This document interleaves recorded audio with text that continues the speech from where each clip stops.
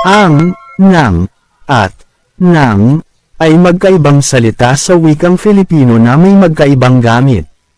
Una ay ng, spelled as ng, ginagamit po ito bilang pantukoy sa pag-aari o pag-uugnay. Kadalasan itong sinusundan ng pangalan o pangalan. Halimbawa, pumunta ako sa bahay ng aking kaibigan. Pangalawang halimbawa, kinuha niya ang libro ng guro. Next naman natin ang ng, spelled as nang. Ginagamit po ito sa iba't ibang paraan tulad ng sumusunod.